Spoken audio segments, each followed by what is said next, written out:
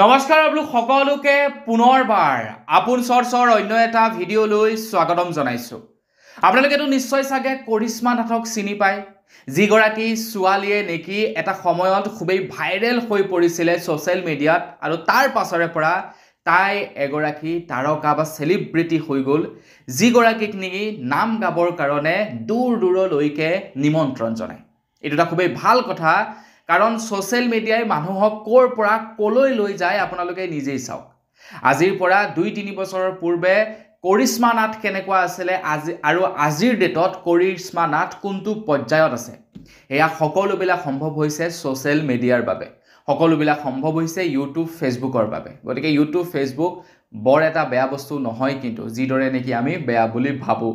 আৰু যি কি নহওক, কৰিশ্মা নাথ এতিয়া বিপদত পৰিছে। কৰিশ্মা নাথৰ বিৰুদ্ধে এতিয়া FIR ৰুজু কৰা হৈছে, কিয়নো তেখেতে এটি ৰাভা সংগীত বিকৃত ৰূপত পৰিৱেশন কৰিছিলে। তেখেতে ৰাভা সংগীতক নাগাৰা নামৰ তালে তালে পৰিৱেশন কৰিছিলে, আৰু যিটো এতিয়া একাংশ লোকে ভাল পোৱা নাই, আৰু যাৰ বাবে নেকি প্ৰথমবাৰৰ বাবে কৰিশ্মা নাথৰ বিৰুদ্ধে এখন FIR ৰুজু কৰা হৈছে। প্ৰথমে আহকচোন চাই লওঁ কৰিশ্মা নাথে পৰিৱেশন কৰা সেই ৰাভা সংগীতটো, যিটো সংগীত নেকি তেখেতে বিকৃত কৰি নাগাৰা নামৰ সুৰে সুৰে গাইছিলে। আহক এবাৰ আমি চাই লওঁ।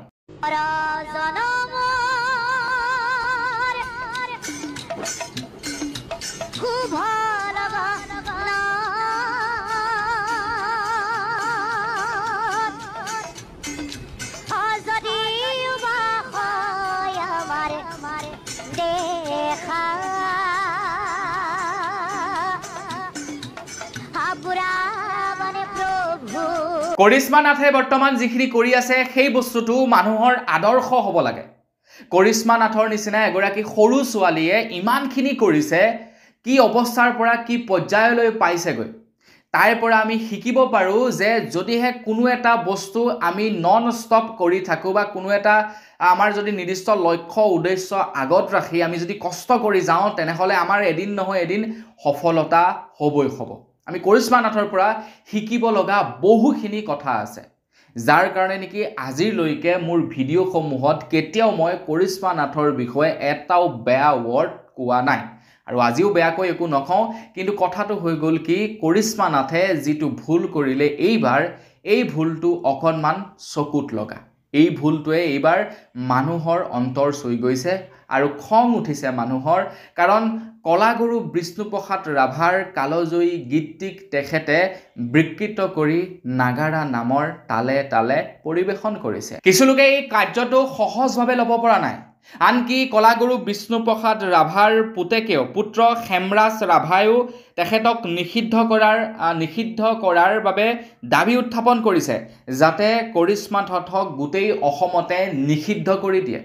এতিয়া নিষিদ্ধ বাৰু কৰিব নালাগে, মোৰ মতে নিষিদ্ধ কৰাটো বেয়া কথা, কাৰণ এটা ভুল কৰিছে, আৰু সেই ভুলৰ যদি তেখেতে প্ৰায়শ্চিত্ত কৰে তেনেহ'লে ক্ষমা কৰি দিয়াটো উচিত বুলি মই ভাবোঁ।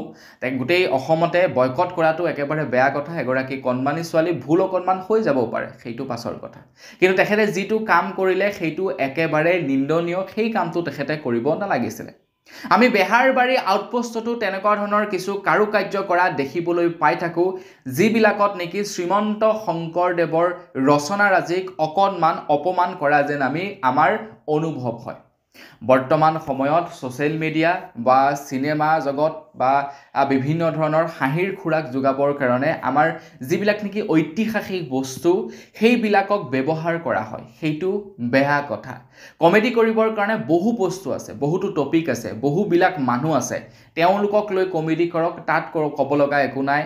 নাগাৰা নাম পৰিৱেশন কৰিবৰ কাৰণে বহুতো বিষয় আছে। মহাপুৰুষ শ্ৰীমন্ত শংকৰদেৱে বহু ৰচনা কৰি থৈ গৈছে, সেইবিলাকক লৈ তেখেতে নাগাৰা নাম পৰিৱেশন কৰক। কিন্তু যিবিলাক বস্তু নেকি নাগাৰা নামৰ সৈতে কোনো ধৰণৰ সম্পৰ্কই নাই, সেই বস্তুটোক টানি আনি বিকৃত কৰি পৰিৱেশন কৰাটো খুবেই বেয়া কথা, আৰু যাৰ বাবে নেকি এতিয়া কৰিশ্মা নাথৰ বিৰুদ্ধে এজাহাৰ দাখিল কৰা হৈছে, আৰু কৰিশ্মা নাথৰ হয়তো চাগে আৰক্ষীয়ে তলবো কৰিব পাৰে, নিশ্চয় কৰিব, কাৰণ তেখেতৰ ওপৰত যিহেতু এজাহাৰ দাখিল কৰা হৈছে, এজাহাৰ দাখিল কৰাৰ লগে লগে তেখেতক নিশ্চয় থানালৈ মাতিব, আৰু তেখেতক তলব কৰি সোধপোছ নিশ্চয় কৰিব।